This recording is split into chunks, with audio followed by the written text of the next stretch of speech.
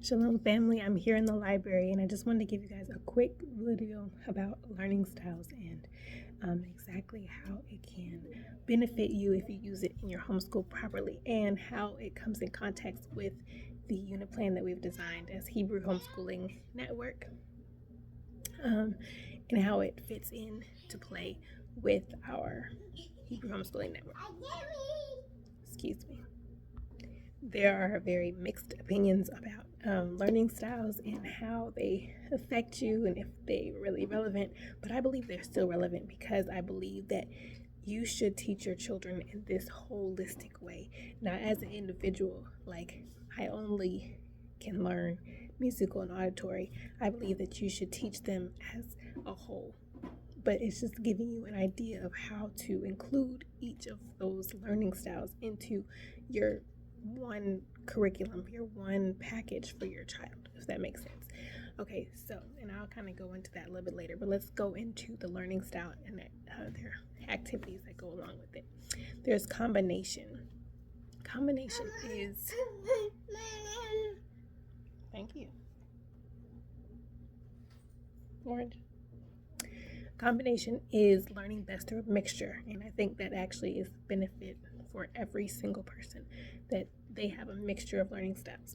Next one is logical. I have logical and mathematical. So another one is logical and mathematical. So this means that the person learns best through reasoning, sequencing, numbers, and analysis. So they have a math brain and a logical brain. My husband's very mathematical and logical, but he also has many others, which is why I'm saying the combination is like the key. But using timelines, maps, math patterns, coding, all these types of things are ways to help that child learn a material. So if they do really well with patterns or something like that, take an activity that you're learning and put it into a pattern, or put it into a map, put it into a timeline. Like if you're doing history, instead of just talking about history, put it on a timeline. Do it with your child. That will help them to solidify the information in their brain. They also have musical and auditory. Musical means that they learn best through listening to spoken words, sounds, rhythms, music, things like that. Listening to those types of things. And so one way to do this is reading aloud, writing songs, raps, using instruments, and this helps to retain the information. I remember for myself, I was trying to memorize a memory verse for so long in school, way back when, and I just couldn't get it. So I started to sing a song, kind of like a rhythm melody type thing along with it, and man, it clicked. I still remember it to this day. Michael and his angels fought against the dragon. Michael and his angels fought against the dragon, and he prevailed not. And I don't know. There was probably a middle section in there, but that's what I remember. But those little things help you to connect the material, whatever it is you're learning. It could be science, it could be Bible, it could be math, but connecting the dots between the subject or the concept you're learning and the method that you're getting it into your brain, right? We also have physical and kinesthetic. Physical means that they are learning best by being active and moving, and you'll find this is usually true in your little boys. They love to move, and so when you don't force them to just sit still all day long, I'm not saying that's not a important part of learning. I do believe that there is room for all things, but when you force them to sit down at all times for everything, you can tell that they hate learning. They will hate to do school. They hate to do all of those types of things because they have energy that they need to expel. But they also are learning through physical and active moments. So, for example, my son, I will do a lot of, we're doing, letter sounds and blending and all those type of things. So I do a lot of jumping movements with him while he is learning a sound. I have him run back and forth, have him do a ball. I mean, just all these type of things. He's learning, he thinks it's fun. We have this like stop and go and yellow signs, and he'll stop when he says the right word, he goes, and just different things. Include these types of activities, physical, kinesthetic ways. And it also doesn't have to be running. It could be, I'm a physical kinesthetic learner because I like to have things hands-on. So I may like experiments, building models, creating projects, things like that, because I can now take the information that I've learned and put it in a different way and reformat it and create my own. So this is a physical and kinesthetic learner, and this is very helpful for them. Then they have a verbal learner. Excuse me, I skipped a whole bunch. I'm trying to do this in alphabetical order. Let's go back to social.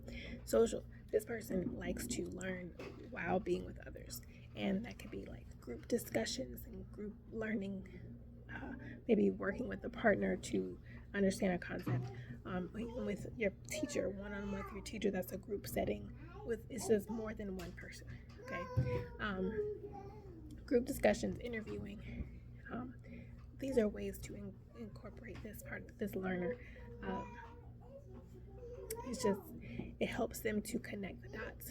It helps them because they need to, sometimes feedback is important. Going off of the conversation of others helps them to understand the concept.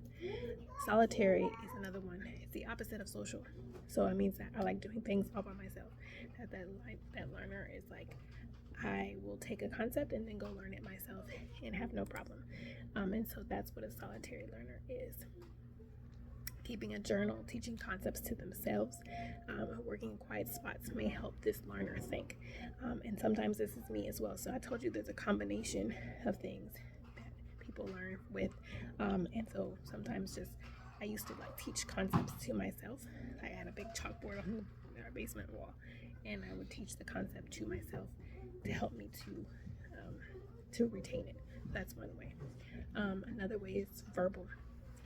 Verbal is a learning style that they learn through speaking. So this kind of goes along with what I just said, teaching a concept to yourself. So you're speaking to yourself, but also you're hearing yourself and you're doing it solitary. You see what I'm saying? How things kind of fit together in this package. It's not just one learning style that you're good at, but if you're a good teacher, you can incorporate all the learning styles so that all your children, all your students can learn and even pick up different parts from different parts of their brain. They may remember this very important part because they were solitary, but they also may remember this part because they were doing a physical kinesthetic activity. They remember this part because you involved music along with it. So that's very important to involve all of those. So verbal is through speaking, debating, reading aloud. This is very important. Allowing them to read the story, the Bible, the worksheet, the directions out loud for themselves. It helps them to connect the dots and thank you. Helps them to connect the dots. The last one is visual.